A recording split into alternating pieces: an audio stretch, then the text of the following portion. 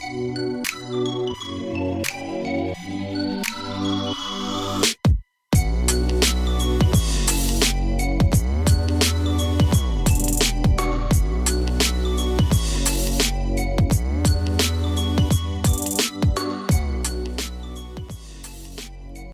back to another episode of the Clever Angle podcast. Today's guest is Kaden Brown. He currently works for Night Productions, and we are excited to hear Kaden's story and how he came to be to doing the work that he loves. I hope you guys enjoy. Yeah, so I've got Kaden Brown here with me on the podcast. I am in the Night Productions studio. I'm back after 2 years. We talked to Nathan Knight, so I'll leave the link to his episode in the show notes. Kaden, how you doing, man? I'm doing great, man. How are you? I'm good. I'm happy to be back in 2024, getting to talk to you guys. I know the audience can't see it, but the studio looks good. There's been a lot of changes, so I'm excited to get to talk to you guys. As I do with every episode, I tried to do a little bit of research, and I was checking out your socials and checking out your YouTube, which is some things I've got some questions about. So I stumbled upon the what we've been up to video that you did. Mm-hmm. So what have you been up to? What have you been up to here in the last just few months? And then we'll talk about the 2023 recap after that.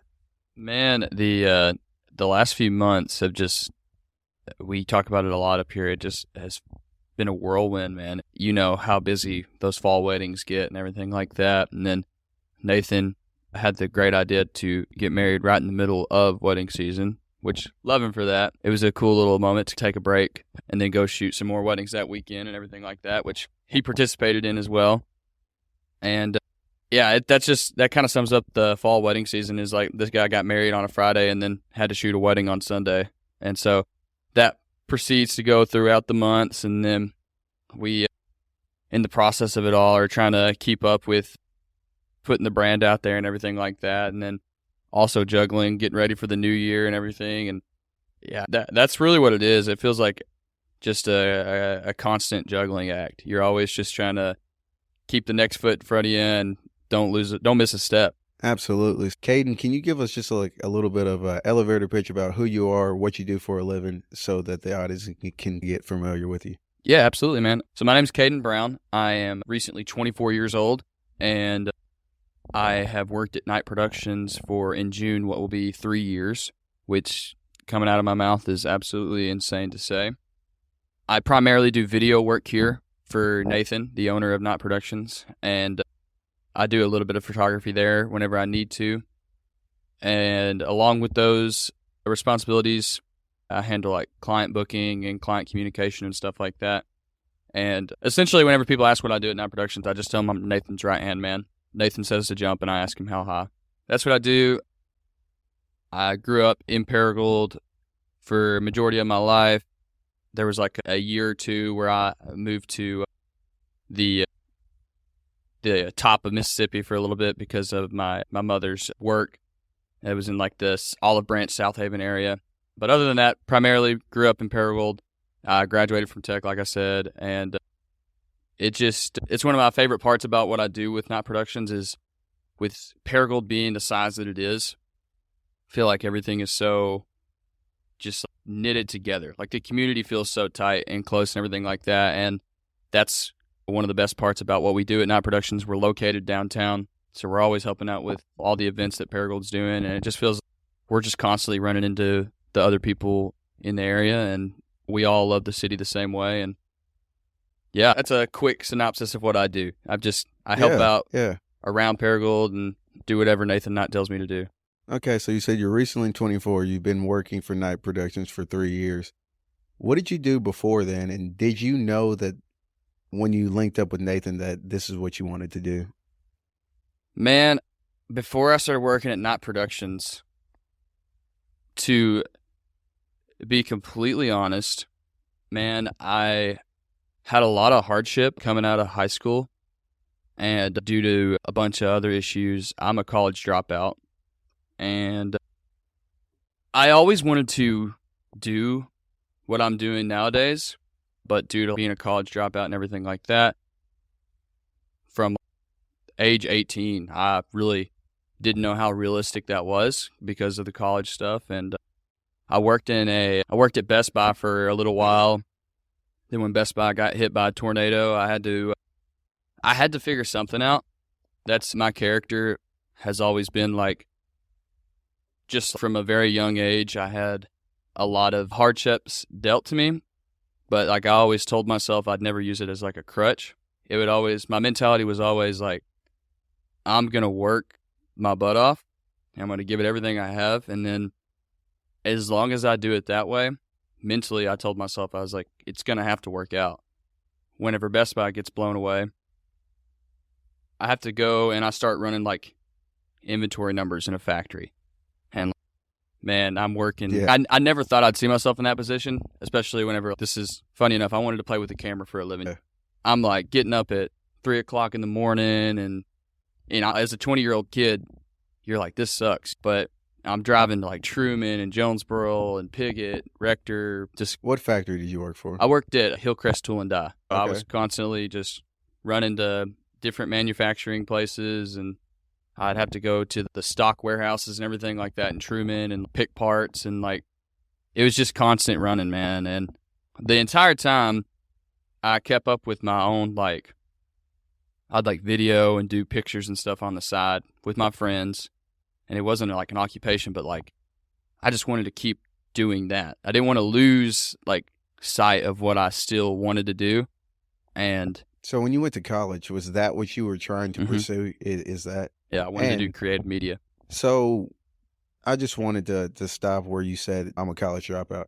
I have a completely different stance on college than I did probably 10 years ago. Mm-hmm. I completed college, and I honestly wish that I wouldn't have. I think that there is a certain place for certain things that need a college degree, which is why I started this podcast. Like, I got to the end of my college degree, and it was one of those things that this is the culmination of your entire life. You go to high school, and then everyone in high school tells you that you need to go to college, and then you go to college. I did my internship. I got out there into the real world, and like nothing changed for me. Like, there wasn't this job that was going to be making six figures right when I got out, and it just was like a awakening for me mentally, to where it was like, oh man, okay, every college degree is not going to lead to a job. I have a degree in health promotion, and I reached out to my advisor, the guy that was over the health promotion department, and I said, hey, I just graduated. What can I do for a job? I really want to stay in the area. And he flat out told me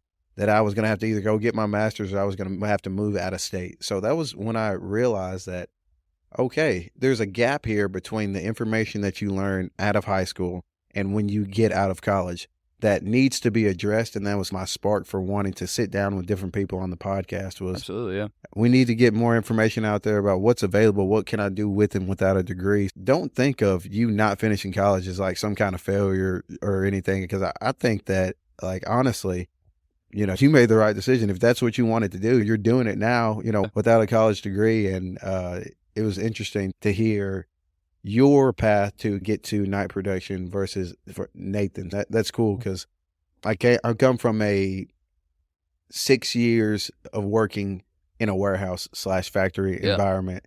So it does suck. It's one of those things that I'm glad that there are people that are willing to do that work, because it's definitely needed, but it's not for everybody. So I want to backtrack to, when did you find your groove and figure out that you wanted to do something with a camera? Yeah, man. I mean, that was from an early age. Like, I remember before I was even a teenager, I wanted to make videos I have 2 younger brothers, and constantly wanted to just make videos with them, us being stupid, us, you know, acting out stuff that we'd seen on TV shows and stuff. What were you using? What cameras or stuff were you using back then? I think at the time, it was like a JVC like camcorder. This was just like an old thing that my dad had in his office. And I'm looking back, I'm probably sure that I probably wasn't supposed to be playing with it, but me and my brothers loved it. And it was just like, we would just video each other saying different things, or them singing songs or something like that. And like, we would just watch that stuff over and over again. And it was like, I don't know, it was just fun. Maybe just seeing ourselves do that on camera. That transformed into ninth grade. I go into Tech TV, which is like a broadcast and journalism class at Greene County Tech. And Miss Andrews is the teacher there, Pam Andrews. And Tech TV is like known as one of the programs around here. I think Tech and Nettleton have like some of the best like TV programs at the schools in the area. And I learn everything there is to know about like TV and radio and stuff like that. And then we're constantly competing for the next few years. And I really was passionate about that stuff, but like I was a class clown, so I didn't take it super serious. And me and Miss Andrews, which funny enough, I'm very close with her now, and I still commentate for her for Tech TV to this day. But in class in high school, we did not get along. She would constantly have to get on to me, and she was like, "You're not taking this serious enough." And now, having that conversation with her nowadays, she would tell me like, "You were talented," and I could see that you like wanted to pursue this, and she's like, "You had the ability to pursue this." She's like, "But you didn't take it serious enough." And she's like, "To me, I didn't want you to throw away something that you would potentially really enjoy in this life." And I think about her a lot, and she's one of those people that kind of guided me because I lacked a lot of guidance growing up. My mom's a travel nurse, and me and my father didn't have the best relationship. A little bit of a troubled kid growing up. I wasn't doing anything stupid or anything like that, but I just didn't really care about it in school. And so for her constantly getting on me and constantly pushing me in the right direction in this, I did very well in Tech TV. And when we go to the competitions, I would place well and stuff like that. And because of that. So what did it like a competition look like? You would go to these, like we had some competitions in like Missouri and stuff like that. And then we'd go to Hot Springs, and we would, a lot of times, depending on what category you entered your team into, there was a broadcast class. 4 of us would go to this room, and you'd be given a script, and then 2 people have to be anchors. Someone runs the camera, and then someone's running the producer role. They're like, camera 1, stand by, camera 1, you're up. You know what I mean? You would do that, and then that gets shown to judges, and then they compare it to other schools that are there doing the same script, doing the same production. Who did it better? You know what I mean? And then there was like other things where you're given a prompt and you have to record a short film with the prompt you're given and stuff like that. And there's photography competitions and stuff like that. And it was just anything you could think of when it comes to like media. There was communications day at ASU. We would go and we'd spend the entire day at Arkansas State, and they had radio announcing. They'd give you a script that Trey Stafford said earlier in the week, and you'd just read it off, and you had to read the weather forecast and everything like that. And then, like I said, they're just comparing it to the other students from the other schools who did the same thing, and then you get ranked on that. You get first, second, third, honorable mention, stuff like that. So did you always want to do video, or was there other areas of media that kind of drew you during that time period? Did you ever want to be like a broadcaster or anything like that? So I'm a big sports guy, and so like I had a lot of interest in the sportscasting area. Like I said, I still commentate basketball, football, soccer to this day for Greene County Tech, and like I was really passionate about that. But there's a certain cap on creativity when it comes to that. You know what I mean? I'm just describing the game to a listener or a viewer. You know what I mean? And Tech TV was more broadcast oriented. And me and Nathan have had conversations about this too.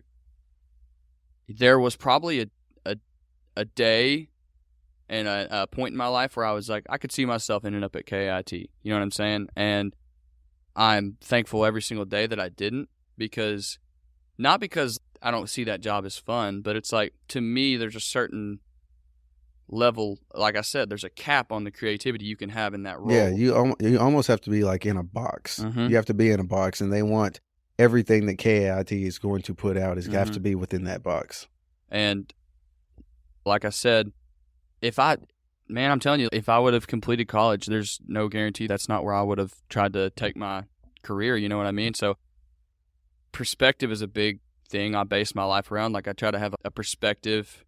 like a positive perspective on everything. So I look back on being a college dropout at that time was like the worst thing that's ever happened to me is now my biggest blessing, because now I'm able to do whatever I want. With Nathan, allows me the opportunity to, like you said, I make a YouTube video every week. Dude, you know, like I can do whatever I want with that. I get to go and shoot these weddings all year and, you know, give these people back their wedding day, something that they're going to rewatch over and over again. And, you know, at the end of that day, I've become friends with that couple, you know, and I just, there's nothing surprises me with this job. Like, I swear constantly I tell Nathan, I'm like, you literally never know what to expect when it comes to this. Like, we filmed with Tim Tebow last year, and then we helped Mary Beth out with her American Idol stuff. And it's like, I wouldn't have done that in broadcasting. You know what I mean? It would have been very, like, pigeonholed. It's get the story, go get some shots, do a voiceover, turn it in. You know what I mean? And I don't want to say that's all you do there, but I'm saying, like, that's very, like, that's the buttoned up version of it. You know what I mean? Yeah, absolutely. And so you said that one of the low points at the time was being a college dropout. When did you start trying to kind of approach it from that gratitude perspective? Like, when did you start to think, okay, it's going to be okay, it happened for a reason? Man, like I said, I just had this mentality that I was like, you can either take that and you can be like, this is what I'm going to do for the rest of my life. Or you can take it and I'm like, okay, I'm going to work my tail end off, and regardless of my situation, I'm going to try to reach a goal. You know what I'm saying? And that doesn't happen by yourself. Dude, I can tell you, I'm very good at being lucky. Like, I have really good people in my life. There was a point in my life after being a college dropout. Again, like I said, the family situation was very rough. I ended up being homeless at one point. And because of the people I surrounded myself with, I get taken in, honestly, right around when COVID starts. And thankfully, and that family, it was actually one of my best friends, Alexander LaFoon. His family takes me in, and they put that mentality into me. They're like, you've had a lot of mishaps up to this point in your life. How will you use that to go forward? How will you progress? And I took that and I was like, you're right. Like I said, that may have been the worst thing that's ever happened to me up to this point in my life, but how can I make it the best thing that's ever happened to me? Which then I start working towards this. I work that job, like I said, the manufacturing and stuff like that. And I was like, I'm going to save half of every paycheck until I can afford to buy a camera. And that's what I did. I spent more money than I've ever spent on anything in my entire life up to that point on my, like, a mirrorless camera. So then once you do that, you spend all that money, you're like, okay, you got to use it now. Yeah. And you got to get the lens. And with my brother being in photography, I know sometimes the lenses are more expensive than the camera. You put all the chips on yourself and forced yourself into action, which was cool. So when does your story intersect with Nathan's? So that is, again, like I said, one of the things I look back on, and I'm just really good at being lucky. And me and my friend that I just talked about, Alexander LaFoon, we go on road trips with our other best friend, Trevor Thomas, and we video everything. We make like a little cinematic piece after we get done with that trip, and photos and stuff like that. And we've been to a lot of cool places, but the coolest place we've ever been, in my opinion, is we went to the Pacific Coast, the Pacific Northwest. We went up to Oregon, took some of the most beautiful pictures and videos I've ever seen in my entire life. And throughout time, me and Nathan have intersected a few times. I was just stoked. I thought it was so cool what Nathan was doing, because Nathan's my age. We had mutual friends and stuff like that. And when you see a guy like your age going out and doing it, like what you want to do, that guy's the coolest person you've ever met. You're like, dude, that guy's really doing it. So I just had a ton of mutual respect, or I had a ton of mutual friends that would talk to me about Nathan, and I saw what Nathan was doing. So I had a ton of respect for Nathan. And we'd always, like, we were social media friends. Like, we'd always comment on each other's posts and stuff like that, share it on our stories. But we had never actually hung out, which was, like, the funniest thing. And I take his night production shirt that I bought to Oregon, and I like have my buddy take a picture of me in front of the coast of Oregon with the night production shirt on, and like I post that, and I'm like shouting out night productions and everything. And I think I remember. How long ago was that? that was May of 2021. I've seen that picture. Yeah. Yeah, dude. And it's like, at that time, like I said, me and Nathan had never even hung out. So honestly, I was like, some may look at that and be like, this dude's kissing butt. Yeah, but like, you're shooting your shot, man. Yeah. You're like, hey, I'm trying to get out show here. some dedication. Yeah, You know? So, but job interview. it right there. obviously works because he texts me after I post that, and he's long message. Because as a small business owner, I'm sure that meant a lot to him because some dude bought a shirt from him and then took it across the country. And during all these cool pictures he's posting, he wants to post that. That was the cover picture. That was the first picture on the slide that I posted. And I tag Night Productions in it, and I shout them out and everything like that. And so he's like, look, man, when you come back home, let's hang out. Let's go do something. We end up at the same like party with one of our mutual friends, and we're talking and everything like that. And he's like, hey, if you want the exact details, the movie that was out at the time, what was it, Nathan? It was A Quiet Place 2. A Quiet Place 2 was out. Nathan was like, man, let's go watch that movie. And I was like, I haven't seen Quiet Place 1. And he's like, okay, we need to watch the first Quiet Place before we go watch the second one. So we go to Alexander's house. Like I said, huge guy in my life. He picked me up off the streets, got me back on my feet. We're in his basement. We watch Quiet Place 2 or Quiet Place 1 with Trevor. He's there. And man, that movie ended at 10 o'clock in his basement. We were in Alexander's basement until 3 in the morning, just talking about life, talking about goals and stuff like that. And Nathan mentions, granted at this time I'm still working that manufacturing job, getting up at 3 o'clock every morning. And Nathan mentions to me, he's like, man, if you ever wanted to maybe come help with a shoot with the team or help out, just let me know. I would love for you to come help out. And I like, this is such a crucial part for me. Like I looked at Nathan and I was like, if you tell me you'll give me a spot on the team, I'll go put my 2 weeks in tomorrow at work. Like I will quit my job and come work for you full time. And Nathan laughed at me. Just to him, he was like, there's no way this kid's serious. Yeah. He's going to go quit his job that's providing for him right now and just dive in. That's what I told him. I was like, man, I'll jump into the deep end with concrete shoes and I'll find a way to swim. Just give me a chance. If you're willing to take a chance on me, I'll make sure you get that bet back tenfold. And here we are 3 years later. I feel like it's worked out decent. No, absolutely. Yeah, so, it's funny because when you and I met was probably around like when you had just started. Yeah, I remember that very early on. Yeah, yeah. You get a spot on the team, and then what happens after that? I'm just like, every moment of free time I have, I'm spending it up here at the studio.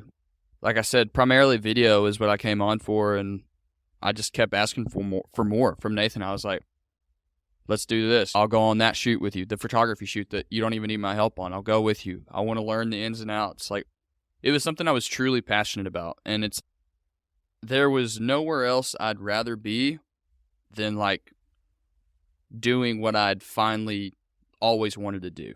It was a dream come true for me. When Nathan has said this before, like when we've talked about this, Nathan had never had someone come on brand new and just consistently want more. I want to learn more. I want to learn this part of the business. I want to learn this part of the business. And 6 months after I joined the team, I had taken over the work phone. I was like, yeah, I'll handle that. I come to him a few weeks later and I'm like, yeah, I'll make a YouTube video every week. And it was just like, for me, I look at it like I couldn't get enough of it. You know what I'm saying? It was just, like I said, I was finally doing what I'd always wanted to do. And for me, and I tell Nathan this consistently too, there's not much he could ask me to do that I wouldn't be willing to do for him because of what he's done for me. You know what I'm saying? Yeah. I owe a lot to Nathan. Nathan's given me the opportunity of a lifetime, and that's why still to this day, we butt heads all the time. We fight like brothers. You would think that we were literally brothers because we go back and forth all the time, and we don't always see eye to eye, but there's not anything I wouldn't do for the guy because of what he's done for me. So take me through your last day at the factory. How did that feel when you walked out? For me, like, even when I was there, like I said, my mentality was always like, it doesn't matter what I'm doing, I'm going to give it 110%. I was very respectful with them because even though it wasn't what I wanted to do, like you said earlier, I'm so glad there's people who are willing to do it. You know what I mean? It just wasn't for me. But when I went to my boss at the time, whenever Nathan gave me the opportunity, gave him my 2 weeks, they asked, they're always interested, what's going on, where are you headed to? And where are you going? And I'm going to go start media. I'm going to be on a media production team here in town. And they know me. I'm a very personable guy. I've never met a stranger. I'm always friends with everybody. So they knew what I wanted to do because they knew I went on road trips and stuff like that. They're like, oh, that's really awesome. They're like, that's what you wanted to do originally, right? And I was like, yeah, this is, for me at the time, an opportunity of a lifetime. And so they were happy for me. And like I said, I put in my 2 weeks. I wasn't just going to dip out on them. I was going to be respectful about it. And they were very accommodating. They were very awesome about it. They were like, I did maybe 3 days of that 2 week notice, and then they're like, if you want to start going full time to that opportunity you have, we're fine with that. We have you covered. The way they handled it to me meant the world because I was glad it wasn't a bad ending. No, absolutely. And coming from somebody that has managed people, it always sucks to lose a really good employee, but at the same time, you want that employee to be able to do what they want to do because when they were there working for you, they gave it their all. Yeah, absolutely. And to me, like, just them being understanding and, like, wanting the best for me, that meant a lot to me. And to answer your question, like, that when I walked out, like, because it was a morning, and I remember I walked out and got in the car, and I was going straight to the studio. And I'm telling you, man, like, I'm sure there was probably tears shed, like just happiness. Like, for me, it never felt realistic. It never felt possible because I did it for, let's see, I dropped out of college in 2018 and I started at Night Productions in 2021. That's a long 3 years. Somewhere in there, you imagine you probably want to start losing hope. And maybe somewhere in there I did, but just like whenever it finally came through. And then just, I don't know, that first day after was probably insane. It was probably super surreal to wake up and be like, I'm going straight to the studio. I have nowhere else to be but the studio. Yeah. Yeah, no, it was awesome. It's so interesting that you said that was a long 3 years. And I think about this a lot, how time and the way that we perceive it changes as we get older. So like when you're 5 years old, an hour seems like an eternity because you're only 5, or a year seems like an eternity because at that time, a year is like 20% of your life. Insane, when you're 18, 19, 3 years is a big chunk of your life. I can definitely tell you that as you get older, you start to see time differently and things like that. So when you came on to how many other people were on the team? At that time, Alex and Anastasia were on the team. I was coming in. Nathan and Alex interviewed me and everything like that, coming into, which I knew Anastasia from school. Anastasia went to tech with me. And what did the interview look like? The interview looked like these two couches, the one you're sitting on, they were over here, and I sat on one couch by myself, and Nathan and Alex absolutely grilled me for about 45 minutes. Really? Grilled? Nathan's over there pleading his case on the side, but I was put on the spot for quite a few things. They were like, let's say we wanted to film a commercial. And so I had to come up with ideas on the spot and everything like that. But I think I did well. I got the job. Yeah, because at this point when you're doing the interview, had you already put in your 2 weeks? At this point, I had to do the interview, because here's what happened. So the conversation I have with them is on a Thursday. The factory I work at, we don't work on Fridays. So we end the conversation on Thursday night, or I guess Friday morning at 3 o'clock. And Nathan tells me I have an interview that afternoon. So I show up for the interview that afternoon. I find out later that weekend that he's like, we're going to go ahead and bring you on the team. You got the job. So Monday, I go in. Within the span of 4 days, I go in Monday and I'm like, hey, I want to put in my 2 weeks. And then, like I said, by that Wednesday or so, they're like, hey, man, we appreciate everything you've done for us. If you're ready to move on to that next opportunity, you're free to go. So at this point, how much experience do you have outside of like tech TV? Do you have a resume of things, of projects that you've worked on? Or is it just like you got your camera that you said you were saving up for? And what experience do you have at that I point? mean, at that point, we go on, which is funny. Like maybe some people may not view this as a resume, but it's of us on these road trips, dating all the way back to like around the same time I dropped out of college, like 2019, and right before I got brought on, I actually helped a mutual friend of ours film a video of his brand new TRX, which at the time Dodge had just released the TRX and everything like that. And we filmed like a little hype reel for the new truck and everything like that. And it did well. And Nathan had seen examples of what I was able to create and stuff like that. Especially the truck reel that I made was shot and turned around in 3 days, I think. And Nathan will tell you, like, that was something to him. He was like, okay, I've seen he's able to be given a client can come to him, give him an idea of what they want. They can shoot it, have it turned around and refined in a matter of days. And also at that point, I did a lot of photography. I had an Instagram page dedicated straight directly and solely for my photography. He had that to look at. And he had several examples that he was able to look at and be like, okay, this guy's obviously very capable. So that was part of the grilling session. It was just picking through the stuff that you had done. Yeah, no, it most definitely was. And what would you do in this situation? And let's say a mother of a bride says this about the wedding or something like that, which, funny enough, I had been to maybe 2 weddings when I got hired at Night Productions. And that was my biggest concern to Nathan. I was like, man, I don't know a whole lot about weddings. Not a lot of my family's gotten married, and I'm 20 at the time. Not a lot of my friends have got married at that point, so I was like, I don't know a whole lot about weddings. And he was like, don't worry about it. Nathan's like, I promise you're very capable. He's like, I'm going to show you how we do it. And, fast forward now, I do 40 wedding videos a year, so. Yeah.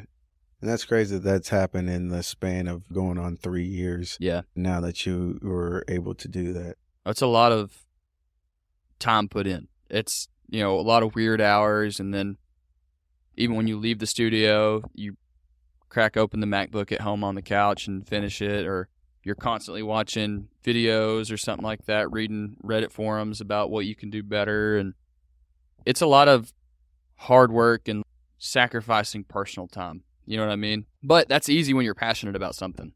Super easy when you're passionate about something. You can't get enough of it, like I was saying earlier. Absolutely.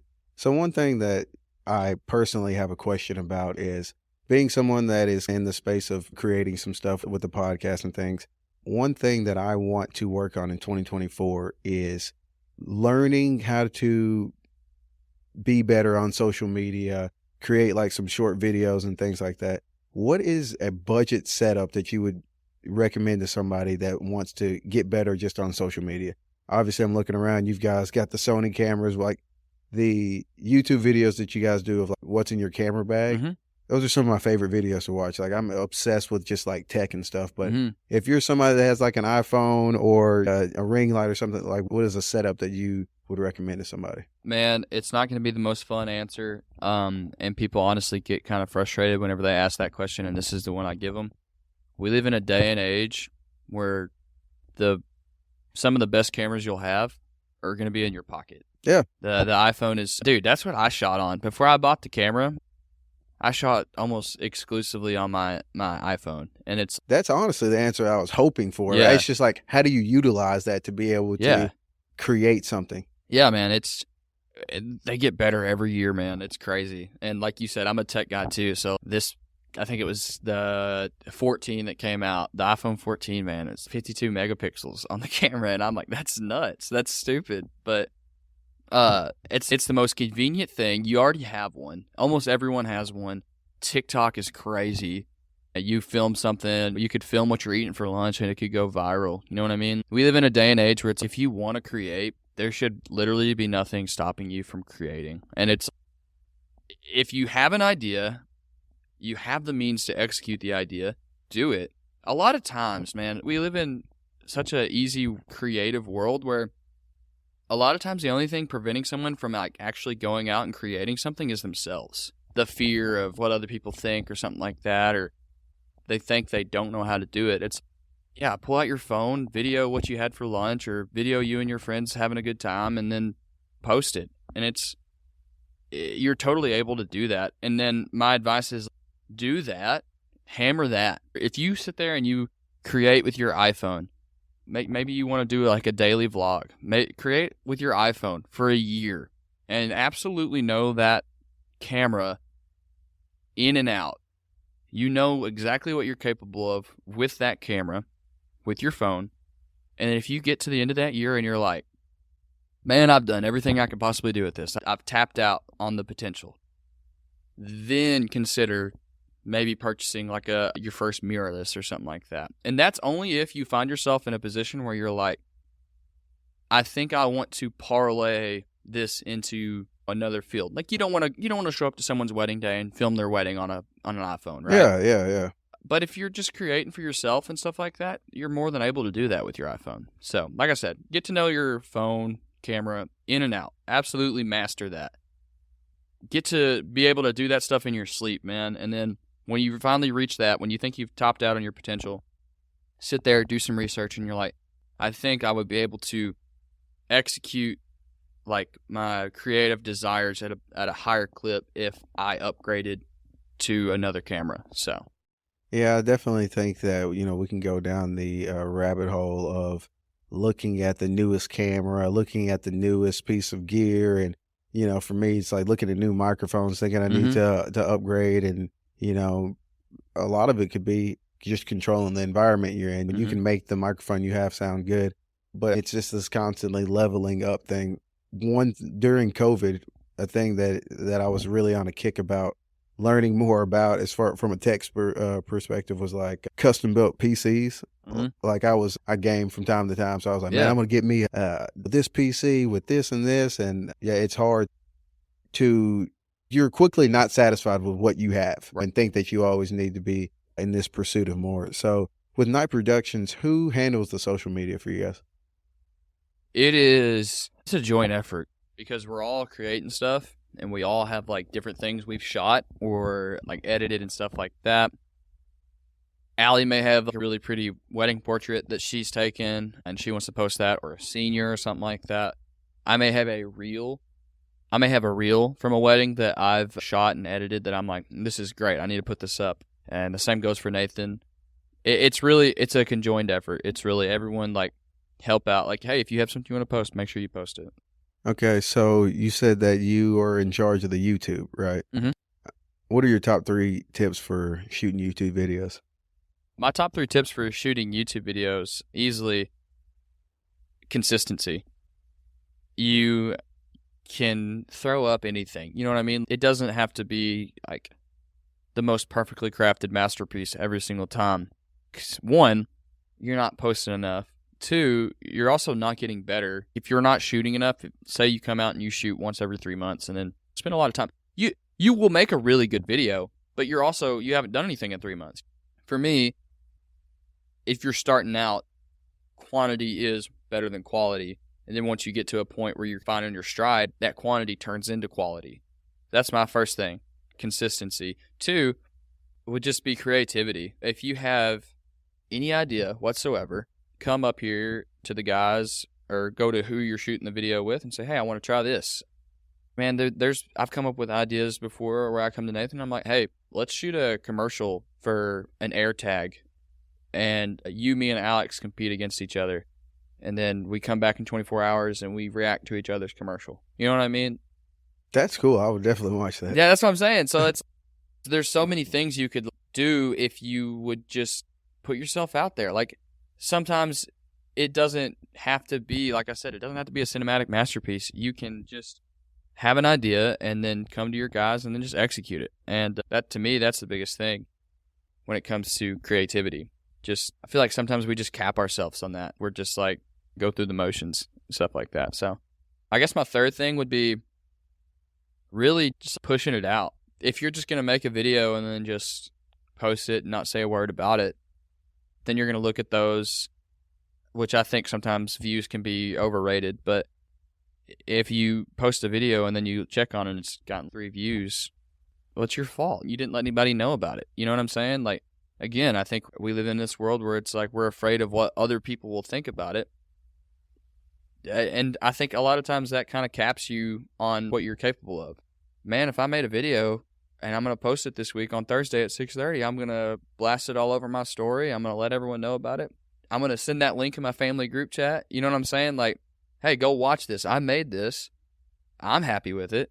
And I think it's good content. Let people know about it. You know what I'm saying? So Absolutely. So one of my questions, you said family group chat. One thing that I've noticed about creating is that it's almost easier to get strangers to support you than people that are like closer to you, family and close friends. mm-hmm. Is that something that you've dealt with, or is it something that everyone's just supportive off rip? Funny enough, Nathan has like a theory on this, and I think he calls it like the dip theory or something like that. He's even with Night Productions, whenever he comes out and he's, hey, this is my business, Night Productions.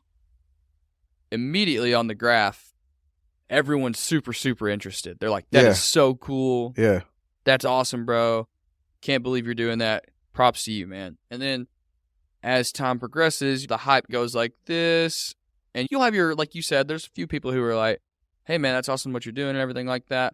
And then as you continue to do it, and people will touch back on, like they'll touch back and see if you're still doing it. If you're still doing it, all of a sudden that graph starts to rise again, and you've reached this like consistency. Oh, this wasn't a fad. They're still doing it. So then people will then buy back in. Yeah, it's a mental thing, because you see that dip, and then you're like, that was fun while it lasted. People give up, and they're like, man, I guess it was fun, I gave it a shot. But then if you keep doing it, like I said, you'll find that like next gold mine of like, people are like, oh, he's serious about this. He's actually committed. So for me personally, granted, my friend group, like they always loved the videos because I'd make the vlogs like of us being goofy and joking around with each other and stuff like that. So my friends were always involved in the video. So when I'd send that to them, they always loved to see themselves in the videos. My friend group just seemed to be invested in it because maybe they were participating in it. However, I will say there have been people maybe I considered friends who thought it was cool at first, but then, like you said, they come back and they're like, oh, it's cool you're doing this. And you're like, I was doing this. I told you about this a while ago, and it's now that you see that it's succeeding and it's starting to be a more consistent thing, you want to chime back in and be like, man, I was riding from the beginning. Yeah, absolutely. I just finished a book, and it's called Essentialism. It's by a guy, Greg McEwen, and it's basically the pursuit of less things but better. Mm-hmm. So the whole theory about it is that we focus our energy in so many different things, and we only make a micro movement in all of these things versus just focusing on one thing and making strong efforts in that one thing. And I suffered from that with the podcast. For about a year, I did it really consistently. Mm-hmm. Then I got a new job position when I was the warehouse manager. I was working, not kidding, probably 70, 80 hours a week. Wasn't able to be as consistent as I wanted to. And then when I came out of that role, it's like my love for podcasting, and like I was able to look up from the weeds. Finally, I was getting caught back up. And then I was like, oh, this is what that we were talking about. That was my dip.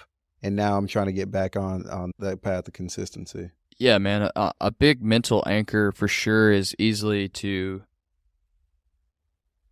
like find. So like to build on what you said, like sometimes less but more, right? So yeah.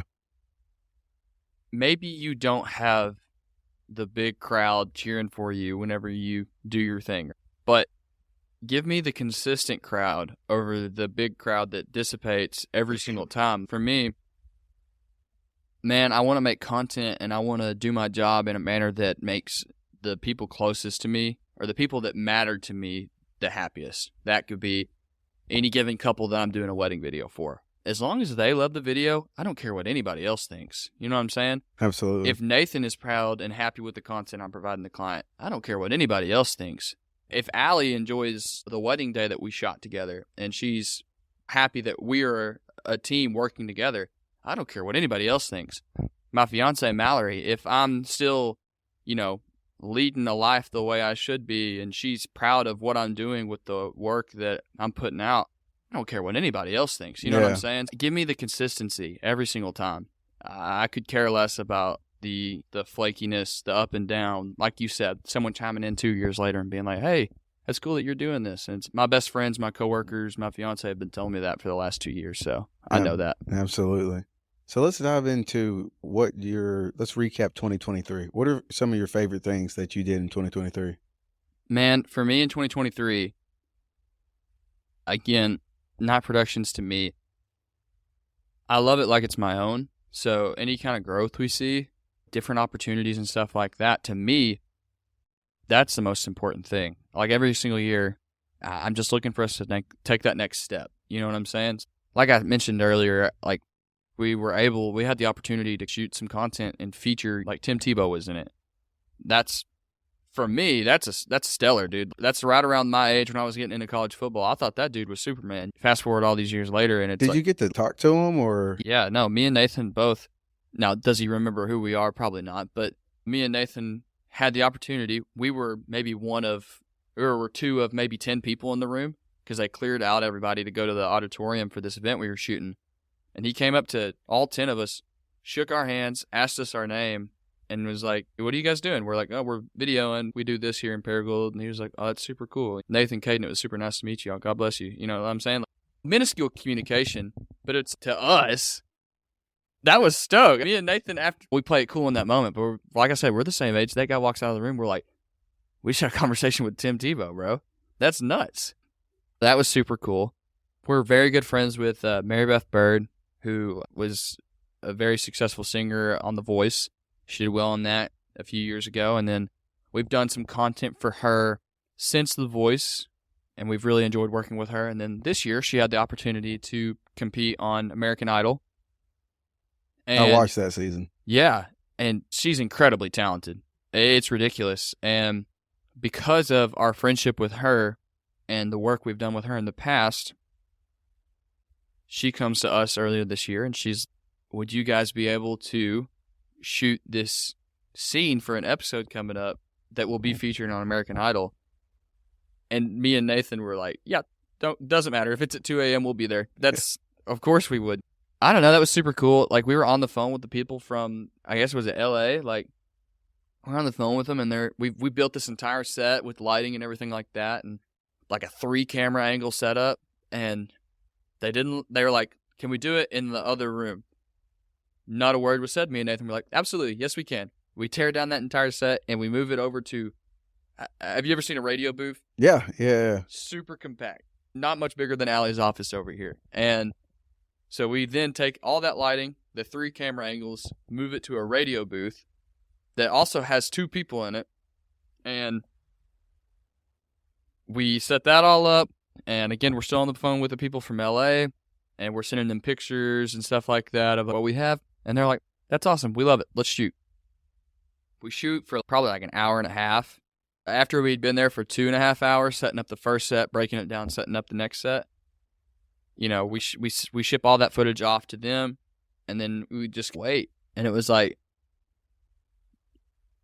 I said, it felt like forever. But then, man, you can go on Hulu and watch this past season and watch that episode, and we're freaking out because we know we shot that. You know what I mean? So that's cool that some of our work's been featured on a nationally televised show. So yeah, I actually checked out y'all's YouTube channel and saw that scene. I was like, I remember that episode where they were talking to her and then she was in the booth and things like that. That's awesome. Yeah, no, and it's like I said, like, it's obviously like some people could look at it and be negative and stuff like that, but like for us and like our team, we are like, dude, if you would have told me 2 years ago, hey, you're gonna shoot something that's gonna be featured on American Idol, we'd be like, no, we're not. No shot. You know what I'm saying? So for us, it was a cool opportunity.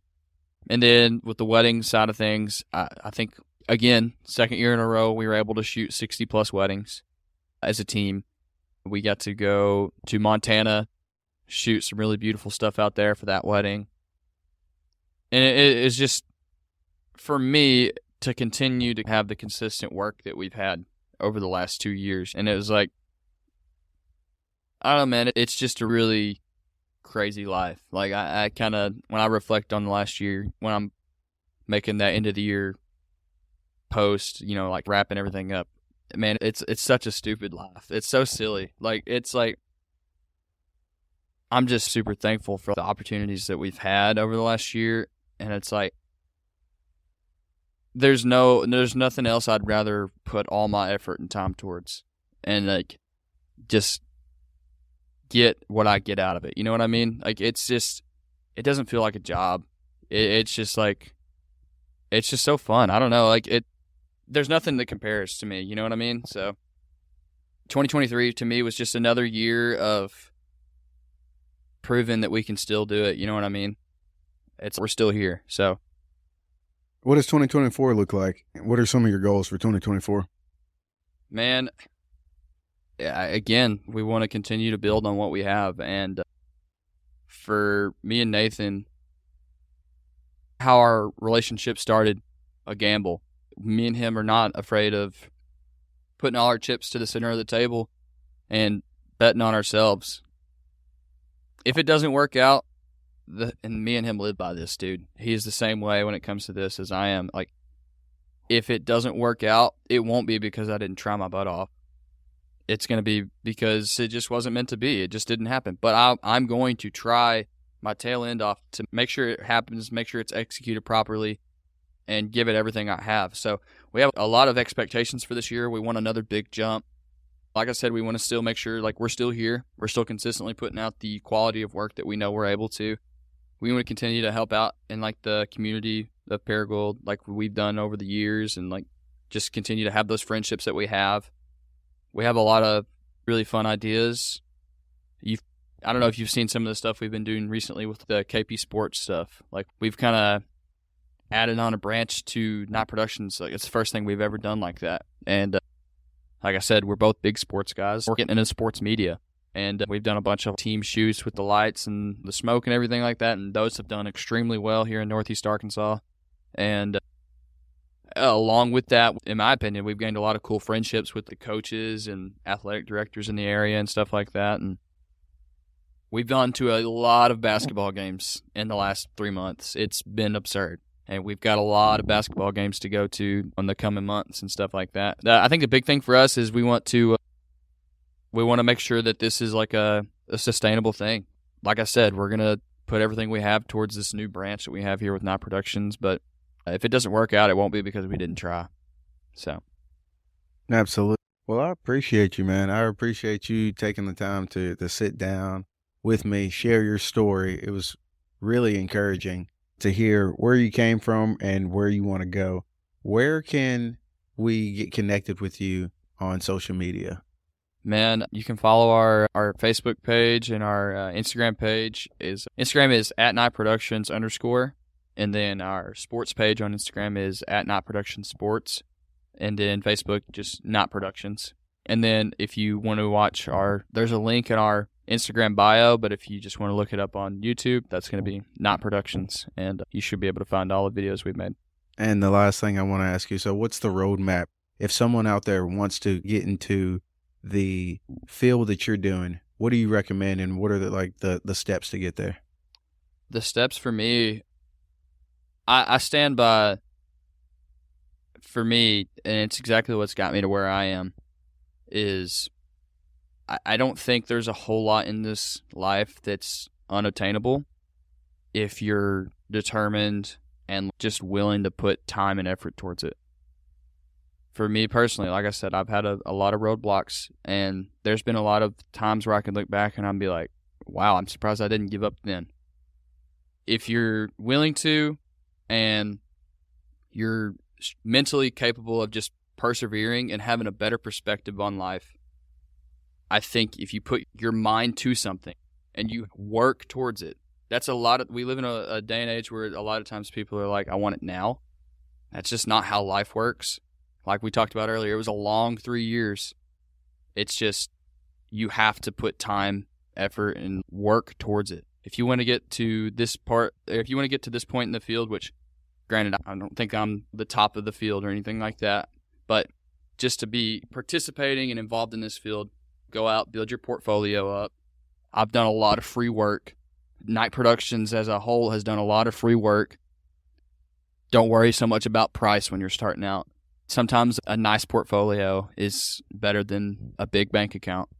Just don't be afraid of free work and build some friendships, connections, and stuff like that. Like you and me, we've become we've gone really far into this friendship just because we met at a little open house event, and I was able to film you and your wife's day, and I think of us as great friends. That's crucial in this field as well, having friends in the industry.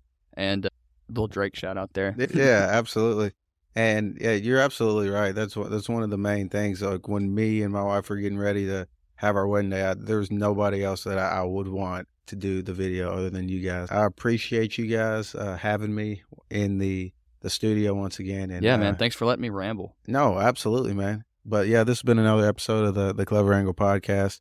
All the links to the social where you can connect with Kaden will be in the show notes, and where you can find us will be in the show notes as well. And until next time, peace.